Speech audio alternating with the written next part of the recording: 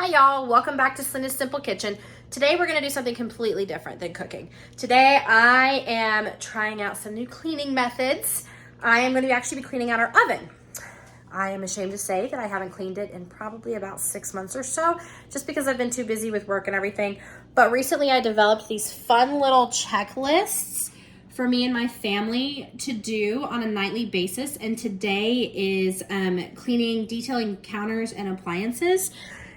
So I'm technically don't go to work until a bit later. So I'm gonna go ahead and knock out our daily cleaning and a couple of the nightly cleaning things that we do as a family. And then Gerald and the kids will finish the rest of it tonight.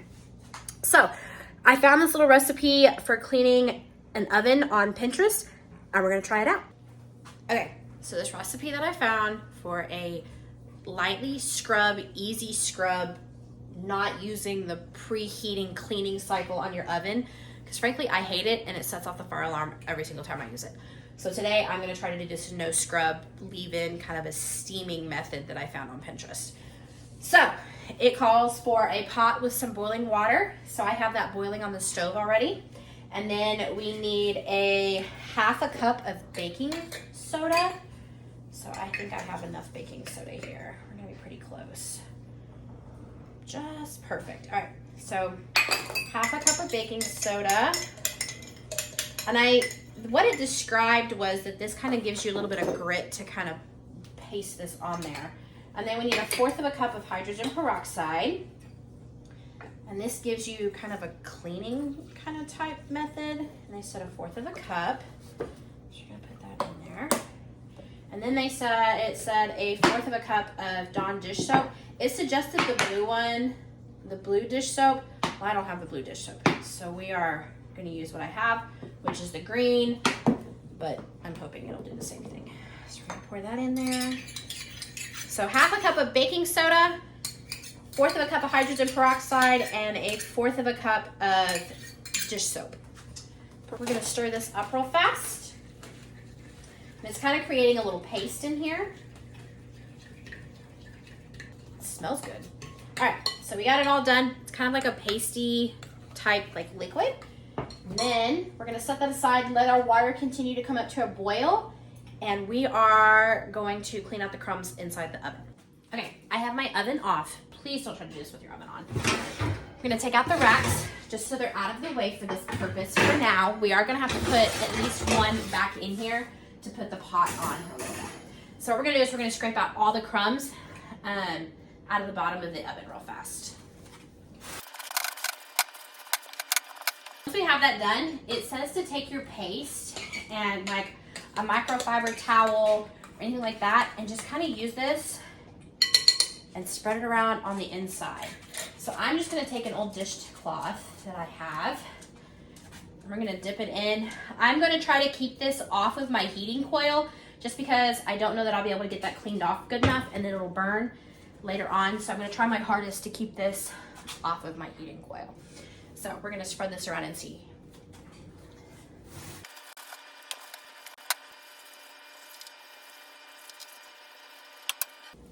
Okay, once you have it all lathered up in there and everything is all spread out nice and even, here, I'm gonna take you guys a little bit closer. You can see how I kind of got it spread around in there. It's already, looks like it's picking stuff up in there. But now we're gonna take our pot of boiling water and we're gonna place it in the oven.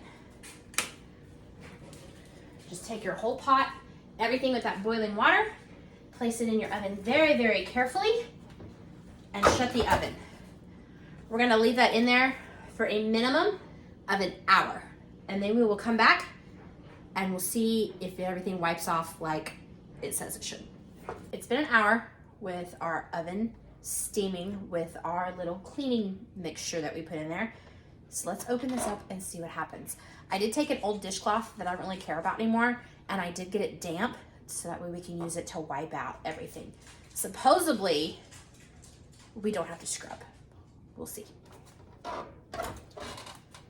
Okay, so it is nice and warm in here from the pot. So we're gonna remove our water. And then, let's see. Oh, okay. Some areas obviously did better than others, but look at this. It is actually cleaning this pretty well. And around the seal here. Okay. I am having to scrub just a little bit, but it's mainly in like the greasier areas. And I figure some of this like really caked on stuff, since I haven't cleaned my oven in quite some time, that I can use like an SOS pad or something along those lines, and I bet it'll pick it right up after this stuff is soaked in. All right. Well, looks like I'm gonna get to scrubbing for a few minutes, and I'll show you guys the end result. Okay, so some of this dripped down into the gap in the door. Well, I couldn't get it out with just my hands, so I'm gonna try a butter knife and my towel, and we're gonna see if I can scrub down in here. Oh, look, it is working. Look. Yeah. All right. We got all of that taken care of. It's actually not bad in there. I'm okay with this. It's pretty clean. Way cleaner than what I started with, that's for sure. All right. I'm going to grab an SOS pad, and I'm going to kind of work on this door just a little bit. I did have to scrub on this oven just a little bit more than what I anticipated and what it said it would, but I'm pretty happy with how it turned out considering it had been cleaned in 6 months. Don't forget to like and subscribe to Selena's Simple Kitchen. We'll see you next time.